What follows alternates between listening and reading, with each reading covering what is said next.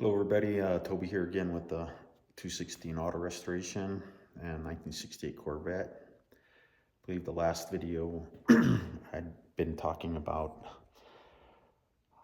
was getting that front valance in place, which I had got completed, and also this here.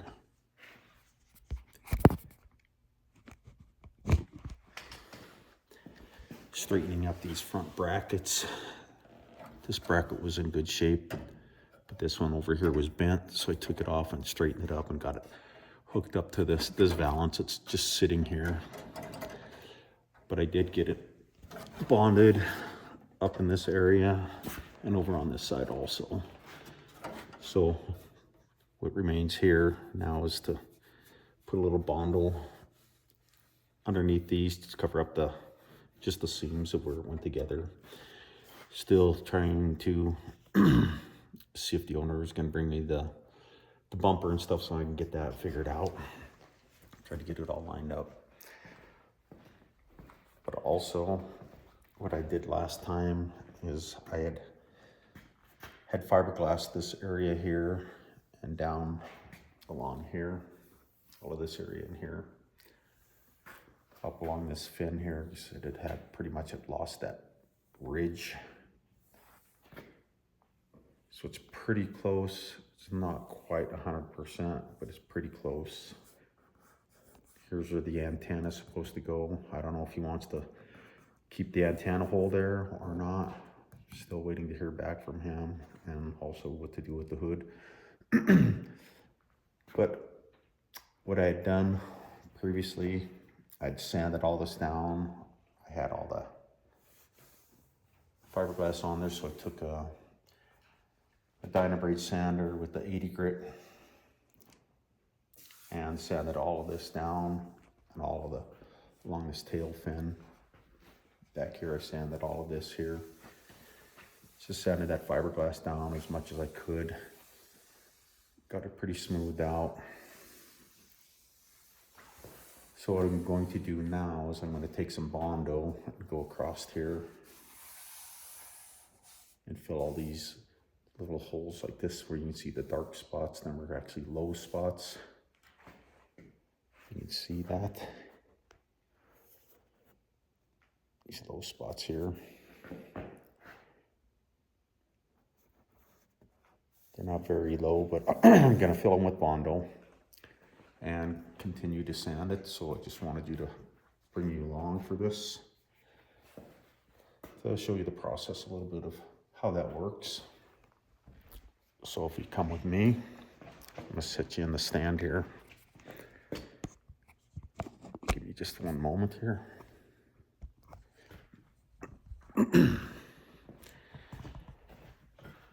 So what I'm using here is I have, get this straighten up here a little if I can.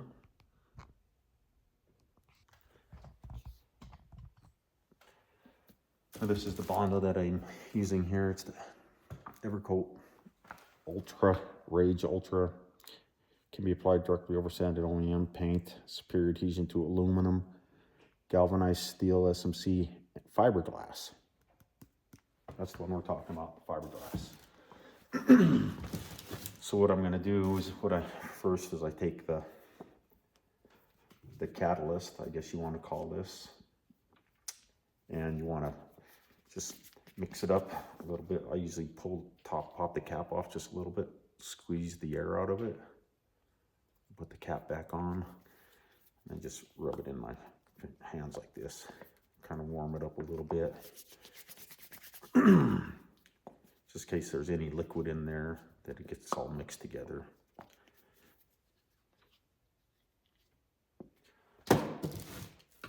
Take the Bondo over here. And it's a pretty easy process. You want to take this Bondo, of course you want to go ahead and mix it up as best as you can.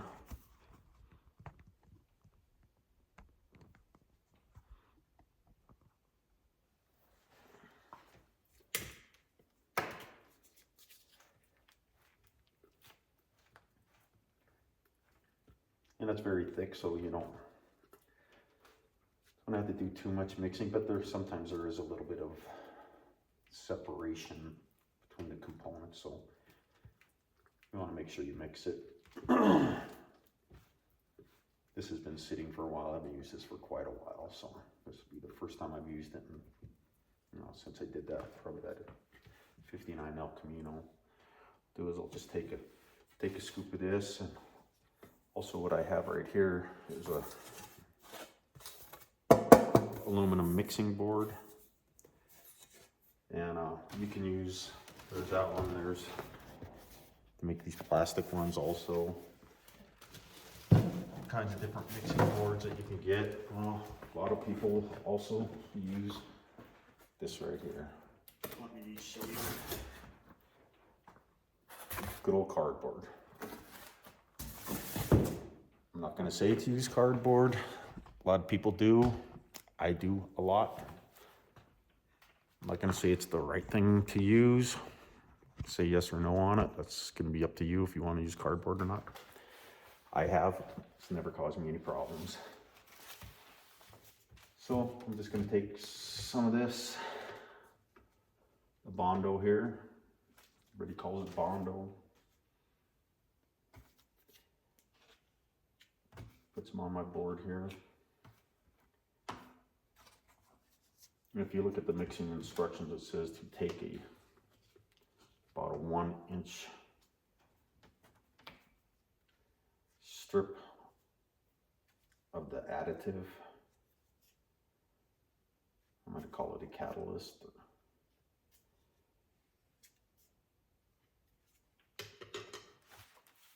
It says for a golf ball size. Well, it's hard to tell if this is a golf ball size or not. It's just that much there. What I usually do is I just take this. Where's the cap? Stop. There we go. I got it. So what I'm going to do is I'm just going to take this catalyst or additive, whatever you want to call it. I just basically draw a line across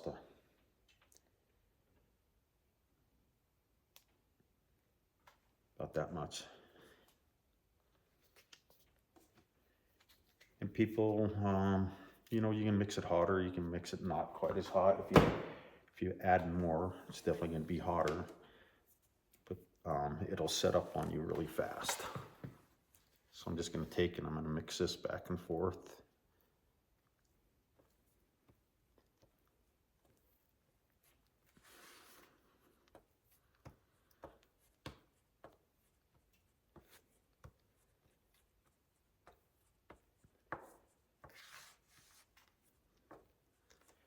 Just keep mixing it back and forth like this. You'll see it turning blue.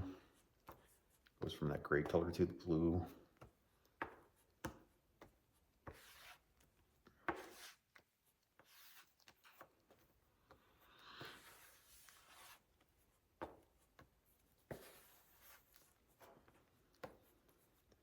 You want to mix it really good. This stuff will set up really fast on you, so I don't mix a whole bunch at one time. If I don't get enough, then I'll just come back and apply a little bit more. I've seen on the shows where they mix almost a whole gallon at a time, and I don't know.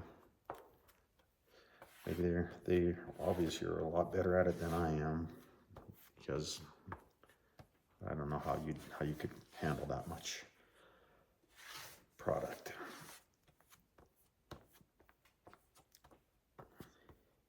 Looks like I got it mixed pretty good.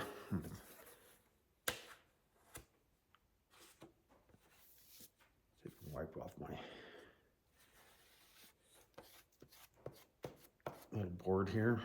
Set that right here and bring you along with me again over to the Corvette.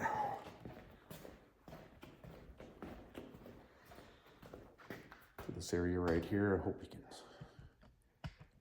see it pretty good.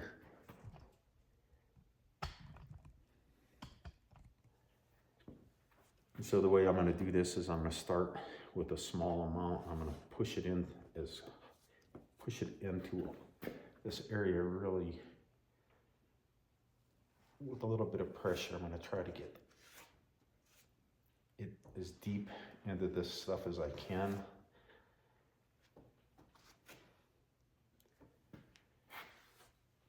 And one thing about this Bondo and stuff is that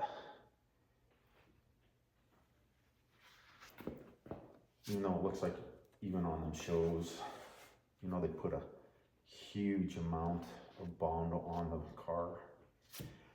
See on their hoods or wherever they're working on it, they put huge amounts of it on there. But the thing about it is that 90%, probably what they're putting on, is going to end up being sanded off and ending up on the floor. Kind of like when you block sand a vehicle, same thing. Most of it's going to end up on the floor. What you're doing is you're just trying to get a nice flat panel with this stuff.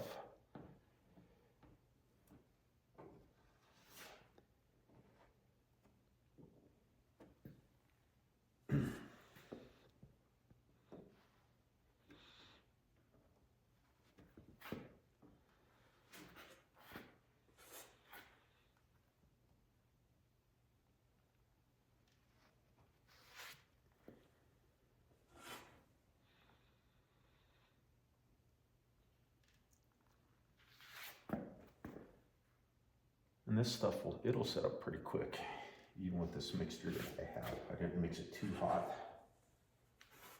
but it's gonna set up fast. I would say I'll probably give it about 20 minutes. In my shop here right now, my temperature in here, I think it's only about 60 degrees in here. So if I take this a little bit longer to set up,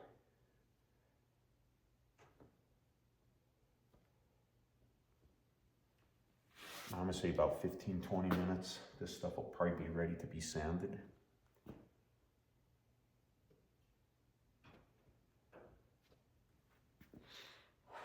You'll be able to come back along here and see.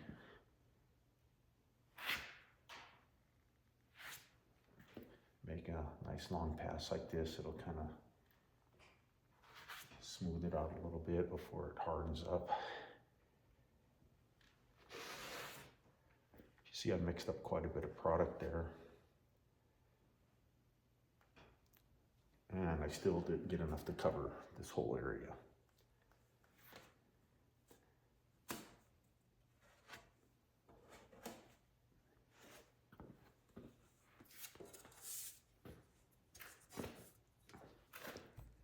So there you have it. I got part of that done, so I'm gonna have to go mix up a little bit more. I want to fill the rest of this down here. Along here, get this looking nice.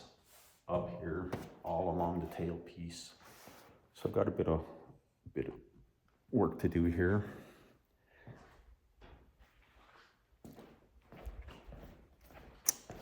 And also the way that I clean this up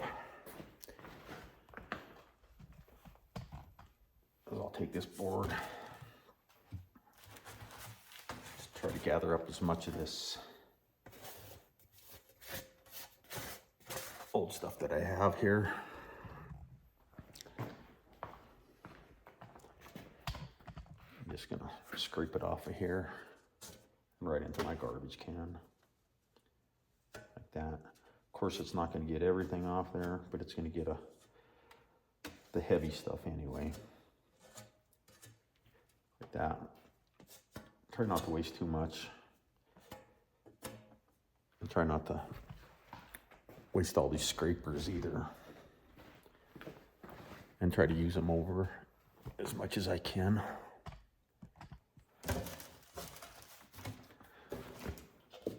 What I do is I good old clean strip lacquer thinner, or any type of lacquer thinner.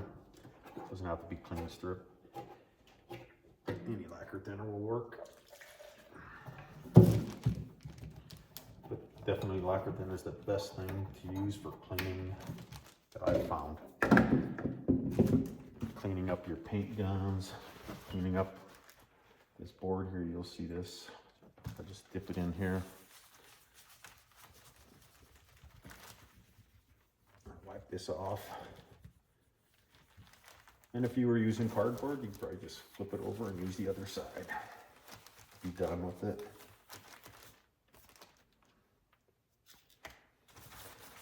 And then when you use the other side, you throw it away. Not saying that's the right thing to do. Saying that's an alternative that people do. Some people do. I do. But this board works pretty good for me too. It doesn't take too much effort to get it all cleaned up. Looking good again. That took me, what, about a minute maybe to clean that up. Do the same thing with I just kind of dip this in this. And I do recommend that you wear gloves. Lacquer thinners are not the best thing for you. For your hands, or if you have any cuts on your fingers or anything like that, you'll feel it. It definitely goes right into those spots, and it burns like a son of a gun.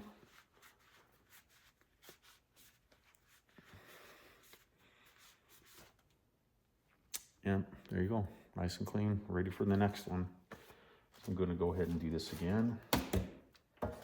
Same exact method. And we'll see. Mix up a little bit more, mix about the same amount.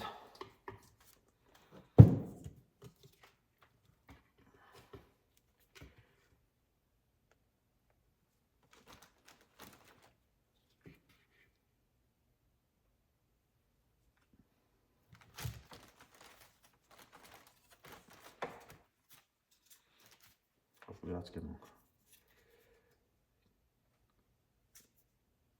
get most of that quarter panel done and part of the tail piece back there. Do the same thing again here. Just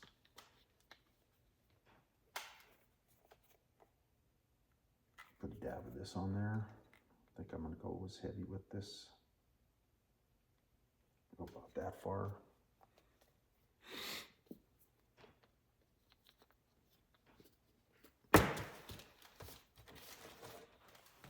Well, that's about how much I have on here. Head and mix it up again. Hope you're not being too bored by this, but I just wanted to show you the whole process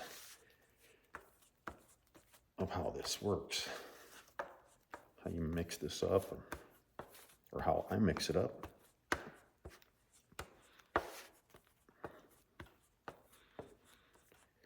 Usually go pat it down as much as I can and try to get it flat like this, and I'll kind of gather it up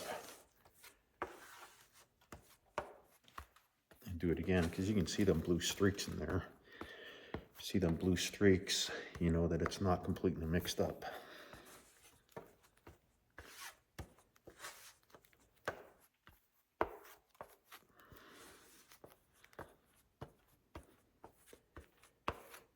And you can buy bigger boards than this, and you can buy bigger squeegees. These, I think this one's like a 4-inch. You can buy 6-inch ones, or I don't know how big they come in, but all kinds of different sizes.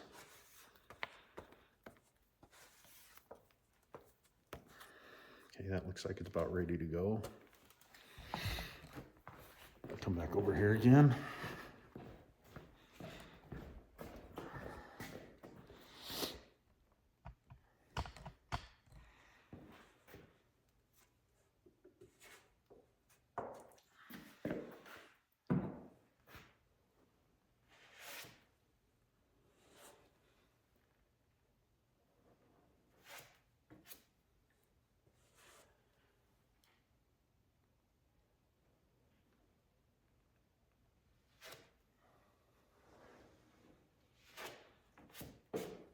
You can see the color difference there.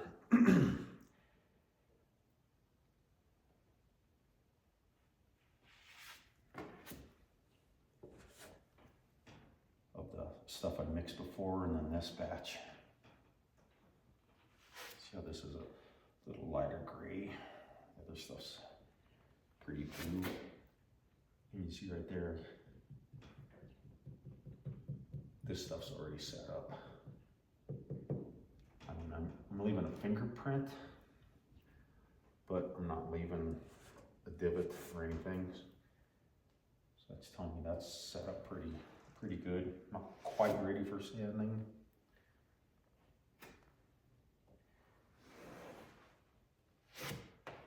But if you want to use a cheese grater or something on that, you could probably definitely go for that right now.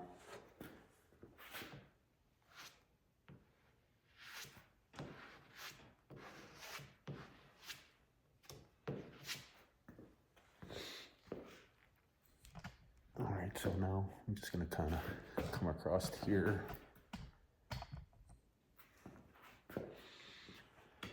And right back along here.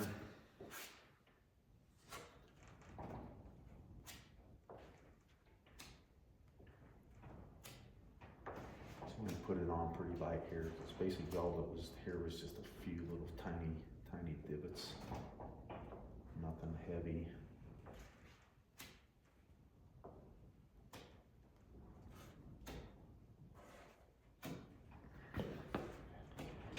Spot where the antenna is going to go. I don't know what's going to happen with that yet. I want to bury it. But I just want to put some of this along here to fill in all the little gouge marks and stuff that were from the previous person that was doing the body work on this vehicle. Hope you guys can hear me.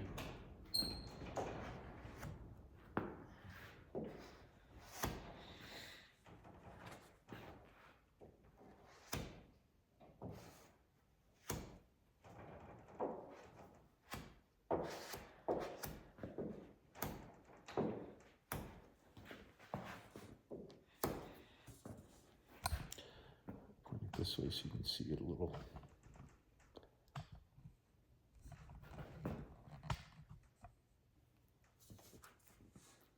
Just going to come along here.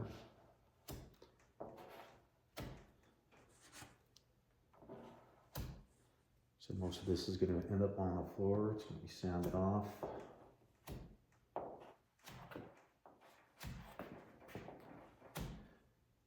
So it's definitely going to be probably multiple applications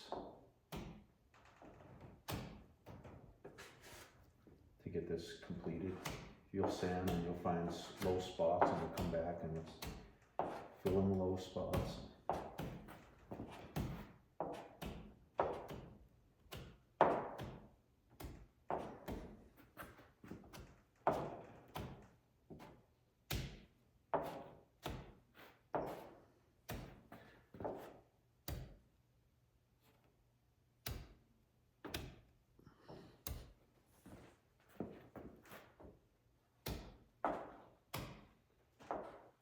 There you have it again. I'm out of product. We'll do this again. Finish across the top of here. I'm going to come back up under here. Across here.